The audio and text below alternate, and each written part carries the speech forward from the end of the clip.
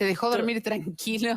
Tengo sueño pesado, así que la verdad que no suelo despertarme. Bueno, ahora, Sí. ¿sueño, pesadilla o cómo estamos con el dólar? Viste que a veces se transforma Sí. en un sueño ideal alcanzar y otras veces es una pesadilla.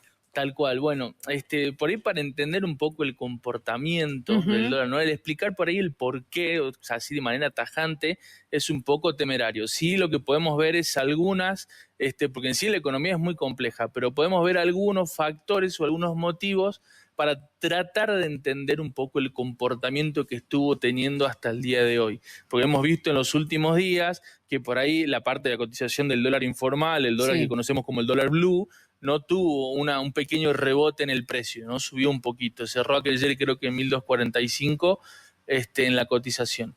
Ahora, para poder entender el tema del comportamiento del dólar hay que ver, porque si vos te pones a ver ya hace varios meses que viene con una suerte de estabilidad, le podríamos decir de alguna forma, ¿no? Que es un poco difícil de entender porque en un país como el nuestro que tiene inflación... No, y una volatilidad tremenda, y una lo volatilidad, que es hoy, mañana... Exactamente, el dólar al ser un activo más no se entiende por qué no actualiza, ¿no? O sea, al mismo ritmo o con el mismo porcentaje que lo viene haciendo todo el resto de la economía, exactamente como la inflación. Facundo, ahora, todas las noticias políticas influyen en el mercado, ¿influyen también en el precio del dólar? Totalmente. Te doy un pequeño, una noticia por ahí, por así decirlo. Hace unos días el Banco Central actualizó el encaje de las billeteras virtuales del 15 al 20%. Vamos a analizar un poco qué significa esto. ¿Qué es un encaje, primero que nada? ¿No? Un encaje, como por ejemplo un encaje bancario, es como una garantía, por así decirlo, que se le pide a una billetera virtual. Te hago un ejemplo. Supongamos que nosotros hoy en día, creo que la mayoría de las personas utilizamos estas billeteras virtuales. Entonces, ¿qué pasa? Vos decís, bueno, viste que vos si dejás tu plata ahí te van pagando un interés todos los días, ¿no? Bueno, ¿qué pasa?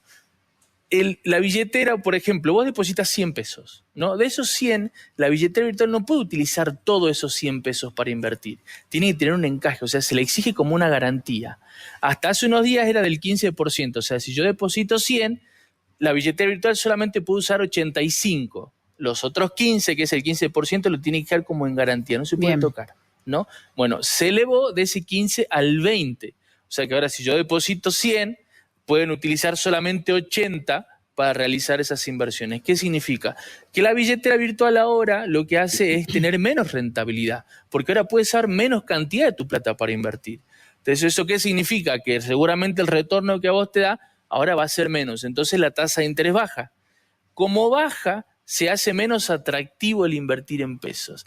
¿Y qué hacemos todos los argentinos cuando no es atractivo el peso? En dólares. Exactamente. Lo que genera una mayor demanda y un cambio en el precio. Exactamente. Entonces vos fijate que inclusive esto, que por ahí vos decís, bueno, por ahí si no estás un poco en el tema, no lees, no te enterás de que subieron los encajes de las billeteras virtuales, etcétera, etcétera. Bueno, es uno de los tantos factores que modifican el precio, ¿no? Y fue una política económica, o sea, decidió el Banco Central subir el encaje. Entonces esa política económica, esa decisión, cambió justamente o impactó en mayor medida, eso bueno, es difícil de cuantificar, digamos, ¿no? En el precio final del dólar, por ejemplo. Ahora, ¿cómo reaccionó el dólar con las últimas noticias, sobre todo la que está vinculada con la disolución de la AFIP tal como la conocemos para formar una nueva entidad, institución, organismo como el ARCA que va a incluir también a la antigua AFIP y a la DGI? ¿Cómo reacciona el mercado ante eso? Por lo menos el dólar. Bueno, con ese tema puntualmente, como es algo muy reciente, tenemos que esperar, porque por ejemplo, vos por un lado tenés la disolución de la AFIP, que en algún momento fue como medio impensado, ¿no? O sea, fue una noticia por ahí, fue de mucho impacto, es decir, se disuelve la AFIP. Bueno, ahí empezaron a salir un montón de preguntas, que el monotributo, que los impuestos. Ya no pagamos más impuestos, fue la primera reacción. Hay que seguir pagando, pero nada, esto como te digo, hay que ver cómo va a impactar con el tiempo en realidad, porque ¿qué pasa? Por ejemplo, macroeconómicamente hablando, según los números que dijeron, ¿no? Después de esta disolución, es que bajaban los sueldos, que se iban a ahorrar 6.400 millones de pesos al año, ¿no? Fue como uno de los números que dijeron ahí, creo que 3.100 despidos, o sea, hay bastante aparte gente. hay política, ya hay política partidaria ahí. Exactamente, ¿no? Otro tipo de medidas. Pero ¿qué pasó? Vos por eso que por ahí puede generar un poco de ruido. Por otro lado, ayer a la tarde-noche, hace un par de horas nada más, se anunció que se aprobó un préstamo de 2.000 millones de dólares del Banco Mundial. Entonces vos decís, bueno, siguen entrando dólares en la Argentina, seguimos todavía con el blanqueo, no nos olvidemos, hasta el 31 de octubre. Ah, cierto que se ve postergado, todavía tenés tiempo. Exactamente, ¿no? Entonces, ¿qué pasa? Todas estas situaciones hacen que, a pesar de que vos estés en un país inflacionario, el dólar, que es otro activo más como cualquier otro, no se actualiza al mismo ritmo que lo hace, por ejemplo, la inflación. Vos ten en cuenta que si nosotros corregimos el precio del dólar por inflación, estamos hablando de 2.000 pesos o más. Sin embargo, estamos muy lejos todavía de ese precio. ¿A qué reacciona el dólar? ¿Al movimiento político vinculado con la economía o al humor de la gente? A todo. En realidad depende cómo lo analices o desde qué punto de vista. Vos te doy otro dato, por ejemplo. Del 100% de operaciones en dólares en Argentina, dólar informal como el dólar blue, dólar bolsa, contado con liquidación, etcétera, el dólar blue representa entre el 2 y el 3% de los movimientos. O sea que en realidad ese dólar que todos vemos, para el volumen de movimiento real de dólares en Argentina es ínfimo, mínimo. Lo que sí funciona es como suerte de termómetro. Pero genera un ruido impresionante. Exactamente, exactamente. Entonces vos cuando ves que empieza a subir, es por ahí por lo que pasa, justamente esto, el encaje bancario era menos atractivo, entonces la gente va, se dolariza, ¿no? Entonces funciona más como suerte de termómetro en sí que como algo que pueda impactar, por así decirlo. Como te digo, es el 2-3% del volumen total de transacciones en dólares en Argentina, ¿no? Bien. Después también el dólar depende de muchas situaciones. Por ejemplo, las vacaciones de verano, ¿no? Es una época muy estacional porque enero, febrero, marzo, muchísimos argentinos y cada vez más salen de Argentina a vacacionar, ¿no? Chile, Brasil, etcétera. Entonces, ¿qué pasa? Vos salís de Argentina y en cualquier lado necesitas dólares. O usás la tarjeta de crédito, que también después se paga en dólares, obviamente. ¿Me entendés? Entonces, ¿qué pasa? Son épocas donde hay muchísima demanda. La demanda te sube el precio.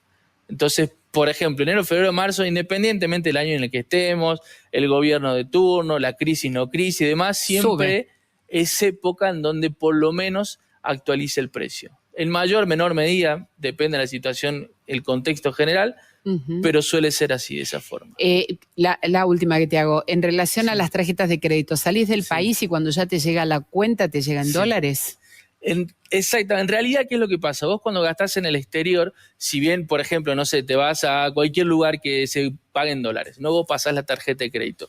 Cuando te llega el resumen, en realidad te va a llegar el consumo en dólares, pero ¿qué pasa? Si vos dejás vencer, o sea, llega el momento en el que la tarjeta te cobra automáticamente, ¿no? Va con la cotización oficial más los impuestos. ¿Y si pagas por anticipado? Si vos pagás anticipado y te estás ahorrando justamente la parte de impuestos. Entonces, hoy en día tenemos un dólar tarjeta récord, 1.600 pesos. Entonces vos ponele, gastás, no sé, $10 en los servicios de streaming, por ejemplo, ¿no? Si vos dejás que vence la tarjeta, son 16.000 pesos. $10 a 1.600. Si pagás antes. Si pagás antes, por ejemplo, que compraste dólar bolsa, es 1.200. Bueno, a tener en cuenta. Algo re pequeñito, ¿no? Que es una transacción que creo que hacemos absolutamente todos.